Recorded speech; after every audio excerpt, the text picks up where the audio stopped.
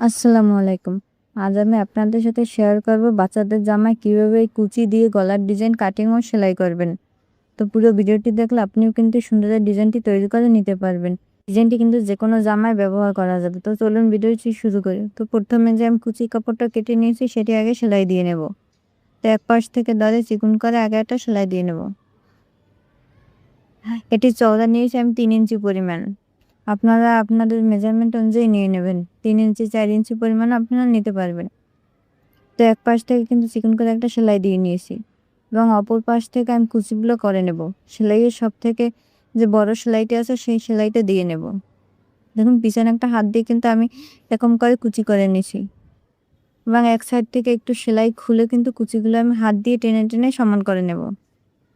এরকম কুচি করলে কিন্তু দেখতেও সুন্দর লাগে। তো আমি কিন্তু কুচিগুলো করে নিয়েছি। তো আগে কিন্তু আমি জামার গোল গলাটা কেটে নিয়েছি এবং মাঝ বরাবর থেকে 2 সাইডে কিন্তু হাফ ইঞ্চি করে আমি ফাঁকা রেখেছি। তো এখন কুচিটা জামার সাথে বসিয়ে নেব। এটি একটি 4 বছর বাচ্চার জন্য আমি তৈরি করেছি, সেই ডিজাইনটা আমি আপনাদের সাথে শেয়ার করেছি। তো এক সাইডে কুচিটা আগে দিয়ে নেব। আমি ভিডিওতে যেভাবে দেখিয়েছি এরকমভাবে আপনারা তৈরি করে নিলে দেখতেও সুন্দর লাগবে এবং বাচ্চাদের জামায় এটি খুব ফ্যাশনেবল মনে হবে।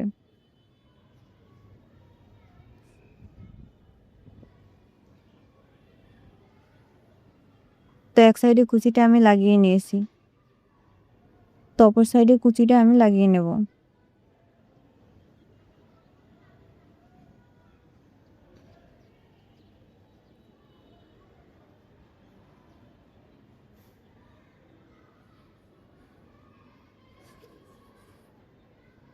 তো আপনার ভিডিওতে দেখে বুঝতে পারছেন আমি কীভাবে কুচিটা লাগিয়ে নিয়েছি। তারপর যদি আপনাদের সমস্যা হয় অবশ্যই আমাকে কমেন্ট করে জানাবেন।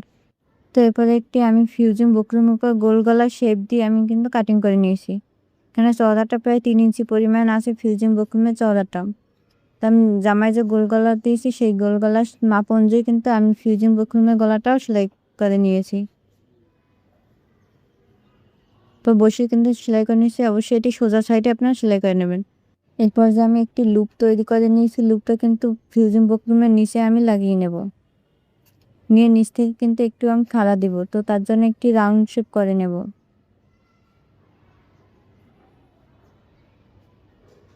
তাই দাগ অনুযায়ী আমি সেলাইটা করে নেব।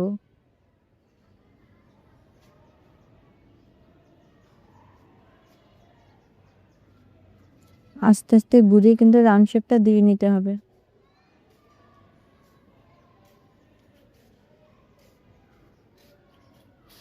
তো আমি এখন কাটিং করে নেব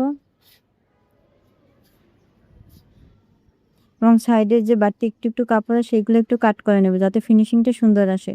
আপনারা অল্প একটু একটু ধরে কাট করে নেবেন যেন সেলাইটা কেটে না যায়। তো এখন উপরে যে ফিউজিং বক্রমটা সেই বক্রমটা কিন্তু উল্টিয়ে নিচের দিকে নিয়ে নেব এবং কুচির কাপড়টা সুন্দর করে সমান করে নিয়ে উপরে একটা চাপ সেলাই দিয়ে নেব।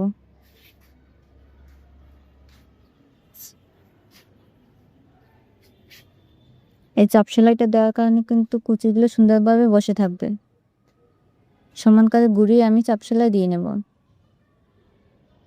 তো আমার ভিডিওটি যদি আপনাদের ভালো লাগে চ্যানেলটি সাবস্ক্রাইব করে দেবেন এবং পাশে থাকা বেল বাটনটি অন করে দেবেন।